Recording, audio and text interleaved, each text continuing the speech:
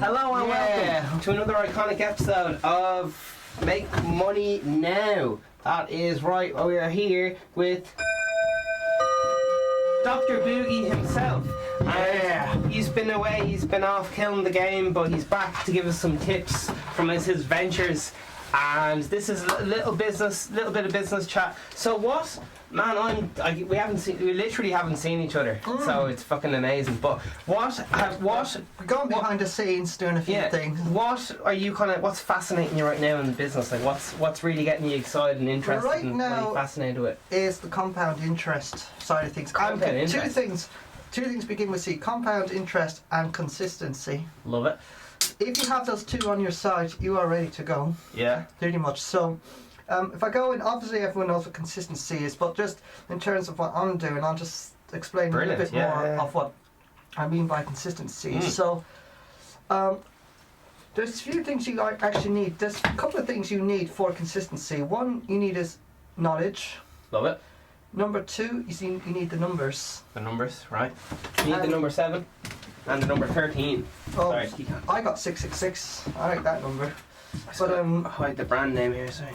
You keep talking. So yeah, so you have those two things. So that's it within your consistency. This is how to keep everything consistent. What I like to do also is to backtest a few results as well. Backtesting consistency, love it. Yeah, absolutely. Because what you need to see is the worst case scenario and how you can counteract that. Yeah. I mean the absolute worst case scenario. That's going to be so unlikely. And if it's unlikely, this is what will happen. And you need to be in this position where if that worst case scenario happens, you are absolutely comfortable. Now I have another word, drawdown. Drawdown. Drawdown is, let's say you're in a business module and you are trying out something, let's say trading for example, and you're aiming to make a certain profit. Now the drawdown is the amount of money you are in the red, so the amount of money you're losing at the moment. So by what percent are you at a drawdown? To me, I did a back test actually very recently while I was behind the scenes, and now this has never happened to me. And the worst I've gotten was probably 2%, but the very, very extreme case scenario, if I was to be absolutely reckless, not careful, and I really, really wanted to go to hell with it. Yeah. The worst case drawdown is about 3%. So if I'm down by 3%, I'm in big trouble. Yeah. So that's how careful. That's how careful you really should be. You should never allow a drawdown, ideally, to go more than 5%. Some people are happy with 30% before knowing that they'll make the money back. Amateurs. Yeah. And I've seen some people who've run some big global trading firms who run like algorithmic bots in which their drawdowns can go anywhere between 10 and 30%, and apparently that's okay, that's safe. But to me, 3% is fine. I'm happy to lose 3% on the very, very, very extreme occasion. Yeah. But I think in terms of actually happening, I think it's a very unlikely outcome to happen. Low risk, consistence. Exactly. And here's the other thing: how do you take the same amount of risk but decrease the drawdown, from 3% down to 1%? Backtesting, or how do you do it? Just more knowledge of the subject. Just have more knowledge of the subject. If you have more knowledge of the insider stuff and do insider trading, is that what words are we throwing around here? Now I wouldn't advise insider trading. Apparently that's illegal. Apparently, in some countries. Apparently this one as well. Yeah. But not so much insider. It's just like you just not only having knowledge, kind of do what other people wouldn't do. Kind of see how the big guys do it. Yeah. And do everything else that I just mentioned as well. Your back testing, your strategy. You need to have a strategy as well, of course, with the numbers. But also do that along with doing what the big guys do. Class. And that is the way to getting rich, basically. Now, it takes a while. So this is starting off. So what you need first is you need at least a few months just to know that you're consistent. Yeah. And that you're confident that in your strategy that it is going to be consistent. Yeah. You know that what I used to do years ago is my strategy used to be far more extremely aggressive and put me in a drawdown of probably about 7%. However, I've obviously made some enormous changes to that because I know exactly what I'm doing. And now to me to even lose, let's say to go to 5 steps in a row, which is probably like 0.002%, is like, whoa, that's heavy. Yeah. Also, I have another thing. I have a defense mechanism. Should I go into a big drawdown, I have a defense mechanism. Yeah. I have a couple of different strategies. I've one that I can freely get a little bit more risky because I know I then have a safety net where I can just do it really gently, slowly, and make it back. Yeah. Really, like it might take a few days, but I'll make it back very safely. We were learning some terms earlier, like reserve bank and all that stuff. Is that reserve bank? Yeah, the reserve bank. Is that? Do you still use that? Oh, absolutely, yeah. Oh, you need that, yeah. There's your bank, reserve bank, and what's about your working money or something? There's a few different. There's your working, and then there's your reserve bank. So the working bank, reserve bank. Yeah. And there's ratios of ratio as well, yeah. So, and the idea is when you get more money, make more money, you increase the ratio into your reserve. And this allows you to, and what this is allows you to protect your money should the risks, the drawdown get that longer. So the idea of increasing onto your reserve is so that the drawdown doesn't ever increase, so it remains at a consistent 3% all the time. It will never, it will probably get even less the further you go. Can you remember, like, roughly off the top of your head what percentages, you know, your working bank to your reserve? Was it something like 10% and 20% or something? I would say starting out you would have your working bank should be about 20%. 20% for the working bank. And 80% for the reserves. Oh, fuck. Yeah. Right. Yeah. Now there is another thing as well in terms of the compound interest. There's a few ways that this can be done, and this. Sorry, that must seem very confusing to some people. That's because in the stocks or whatever, there's ups and downs. Yeah, and your reserve bank is to protect you from when the market's down.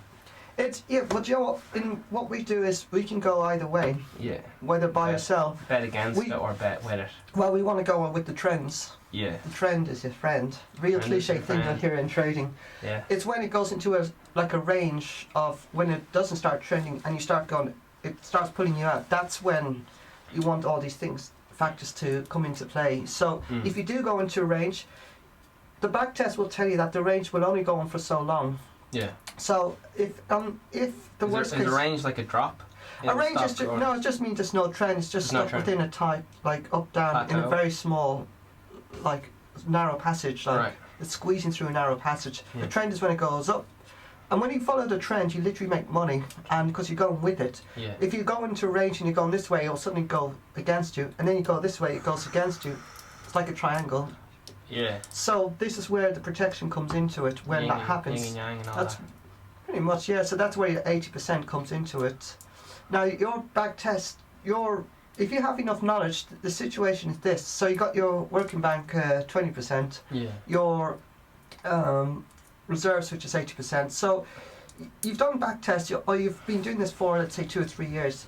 Your worst case scenario is that the range would take out about 10% of your working bank. Yeah.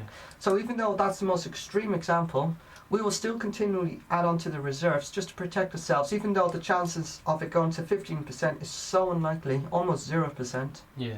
But we want to just make sure we have that little bit of added protection, just that little bit more. And if that happens, there is absolutely no way you can lose money. Now, it might take you a little bit longer to kind of make a little bit more money, but this is where investing in compound interest come into play. Oh shit, that's what you were talking about, wasn't it? You were like, this is what I'm into right now. Yeah. Oh shit. But also I've discovered, it's the helicopter man is ringing me. He's, you can go outside there if you want. This is one of those, prank call, was it? I think it's one of those scammy. I think it was one of your ex-wives, I think. Yeah, probably, yeah. Well, which one? Number 2 or number 3? Jeez. Hope you got your alimony up to date, man. Well, the helicopter's gone anyway. Helicopter's gone. Alright, man. So, now, here's another situation that I've discovered more recently, is that sometimes there's only one little problem with this, that if you add on too much into the reserves and you don't put enough into your working, before you get to the next stage of making money, it's going to take too long almost. Right. So, what you need, ideally, you want to start off with an already big reserve and a very, very small working bank.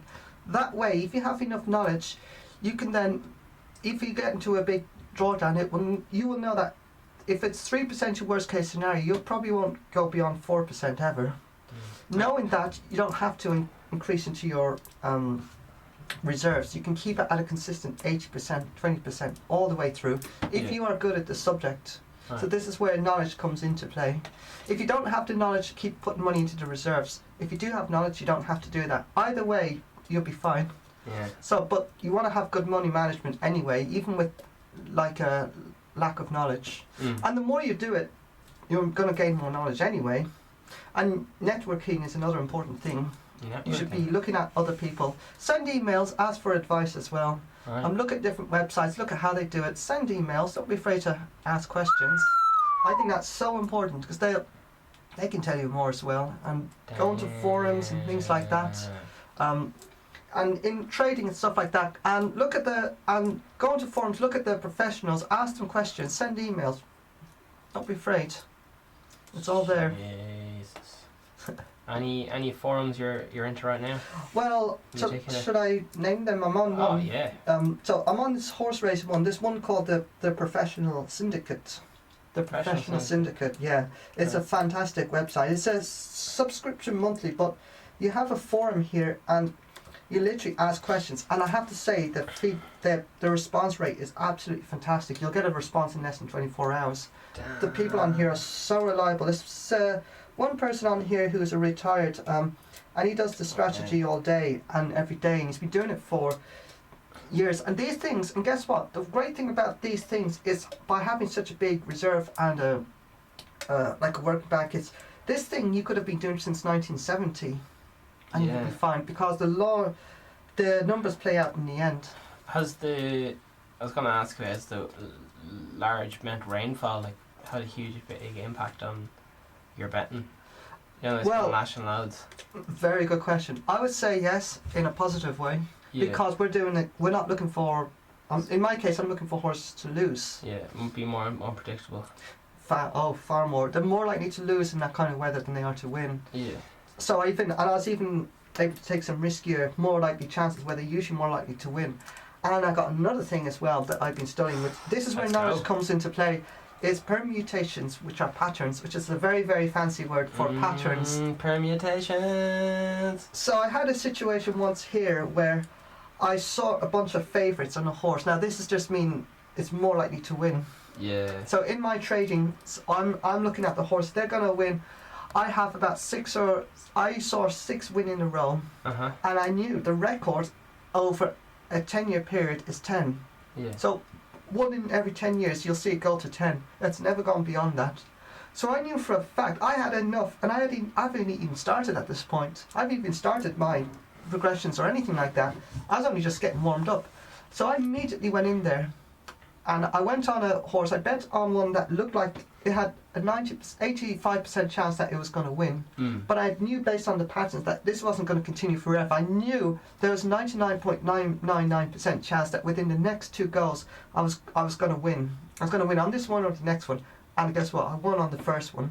All because I was looking at the patterns. I know the parameters. That's where my back testing comes into it. This is the back testing. The back testing will tell you that going more than 10 is, you'll never see 20. You'll never see that ever. So you basically use all that knowledge to your absolute advantage. That is good knowledge. Yeah. That's why you need to back test, because it'll save you years and months of work.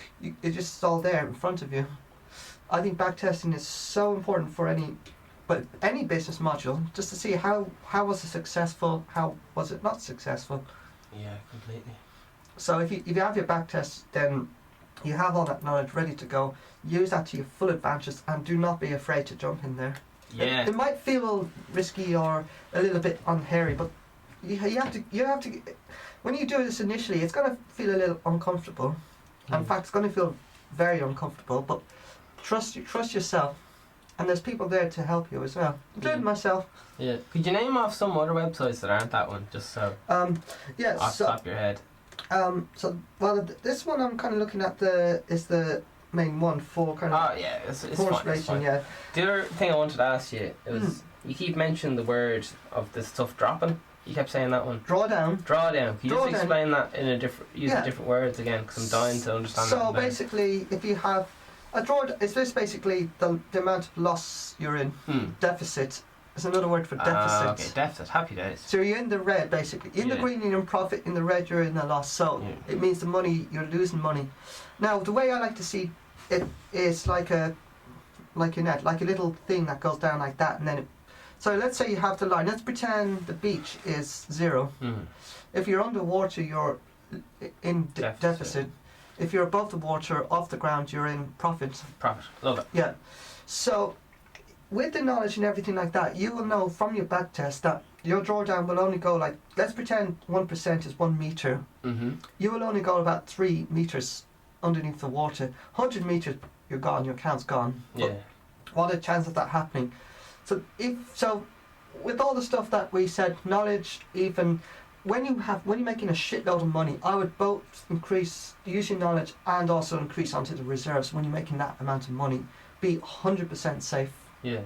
In fact, your drawdowns will go from 3%, your biggest drawdown will be 2%. So the more money you make, the less you draw. This is proper reverse engineering. Yeah. So the idea behind this is that the more money you put in, the safer it becomes. So then it's the reserve bank. Yeah, absolutely. So increase the ratio from 80 to 20 to 90 to 10 then when you make a huge amount of money. And this will just keep you completely safe. When you increase your knowledge, you'll make money quicker anyway. Yeah. So you can do that. So if you have the knowledge, you can make money much, much quicker, less risky because the risk reward. So this situation, I'm talking about if you have a very poor risk reward ratio. But that will gradually increase on your side the better at the subject you become. And there's only one way that can go. You can only go up. The thing is, don't get complacent. Keep wanting to learn more and more. In any business, anything, learning is perpetual. Perpetual? What's that one mean? It means it's never ending. Never ending. It's continuous. Yeah. So it just goes on and on and on forever. It's infinite. It's evolving. Class. So use all of that as well. Because like I said, different things you'll discover different things along the way. Naturally, as you will, all the time. Okay. And it can only be to your absolute benefit, not to your detriment. None of this can be to your detriment as long as you adhere to those rules. Increase your knowledge, find ways to increase things quickly, and you will be flying at this. Yeah. And then now the consistency is the last bit. This is where I think hard one. This is where I think knowledge. So once you've done all that, you need to now find a way to be consistent. You need to live it. This is the bit that takes the longest out of the whole lot. This is always longer and the most annoying part of it. But once you have this bit down, your life will be changed. What you can do is I can find a strategy that with good knowledge, minimal risk, where I can, if I make a certain amount a day, every day comfortably, that I know no matter what, unless in the case of an extreme emergency, which will happen once every 10 years, hopefully, no more, I can make the same amount of money every day, make that your absolute minimum, no matter what, no excuses, make that every single day. Every year, if you did not invest any other money in, you could double your account every single year. Yeah. So if you had let's say 1,000, you could actually, if you had a starting bank of 1,000, you could make, with good knowledge, if you have very good knowledge of the subject, you should be able to make €4 comfortably. A day? A day, yeah. Which seems like fuck all money, it's slave money. You could be working for 5 or 6 hours to make €4 a day. Oh really? You have to work 5, 6, okay. Depends. But now it the more depends knowledge, on your reserve. No, well, it also depends on your knowledge. The more knowledge you have, the less amount of time is you that have like to work. 0.04% or something increase? I don't know. It's 4%. It's of 1,000. 1,000. So a year, Jesus. it's you'd be making 2 or 3% a week, right, which is pretty good. Most traders in other forms of trading are happy with 2 to 3% a year, which is like ridiculous. It's too long. Shit. I'm not gonna stand around making 2 to 3% a year when I can do it every week. Thank you very much. Safely. I was saying to you, like, This is ticking all the boxes of a pyramid scheme. Just like ticking all the boxes. Like more than 2% increase. Red flag. This is a scam. But yeah, it seems to be. I'm shady. Working anyway. It works, yeah. But it's part. You have to get consistency at it. It's going to be difficult at first, but maybe you might want to make half of that a day. It's not instant money at all. It's mastery. It's mastery. So if you think about €4 a day, like that's fuck all money. Yeah. Imagine what that'd be in 8 years. You do the maths. So first year you've made 1,000. You're up to 2,000. Second year you're up to 4,000. Third year 8,000. Fourth year is 16 grand. Yeah. Now then, in between the 4 and 5th year, you're going to make another 16, which brings you to 32 grand. Yeah. And then it goes on 64. Imagine how that much that's a day. 128, 256 grand. 512, a million. When you get to a million, that's a 10 years. Now that's if you don't invest money. If you have money to invest and you have other knowledge, you could do that a lot quicker. You could get yourself up to 10 grand in 1 year, easily, very, very easily. And imagine what you could do in a year's time with that. So it's worth putting in the pain. It's worth putting yourself through a bit of pain for even 2 or 3 years. Future gain. Yeah. So don't be here. And here's the big mistake. What people will do is life will get in the way, and life will almost pressure you into doing it quicker because you have to settle down. Social pressure will influence if you let it. Do not let that influence you. Because that's where people make the mistakes. They take big risks, and there's only one outcome with that. Big loss. Oh yeah, the whole fucking thing goes. Holy jeez. So do not. The thing is, put self-suppression aside. People have to be patient with you. If they don't like what you're doing, that's tough shit. They have to either understand you or they don't. Either way, you're gonna keep doing it no matter what. You have to be real. I'd say stubborn, if you like. You have to kind of just keep going at it no matter what. Yeah. Because once you are on the roll and you ignore everything else, you keep at it. Don't let anything disrupt this. Just keep going at it no matter what. Yeah. You'll be fine. At the end of the day, it's you are in charge of your life. Whoa. Nobody else is. So while you might not seem there's obviously outside factors and things like that, you are still in charge of what you're doing. Because they have to do a job, they have to make money, so do you. You're doing it differently, but you're still doing what everyone else needs to do. Yeah. We need money to survive, don't we? To do everything pretty much. To the point you need money to even breathe the air, which is going to kill us anyway, so. But yeah, you need money. So it's just you're doing it a different way. So obviously there's going to be people like, oh, don't do that, so Kev's like, whatever. Oh, can we just move away and just try something else? No, fuck off.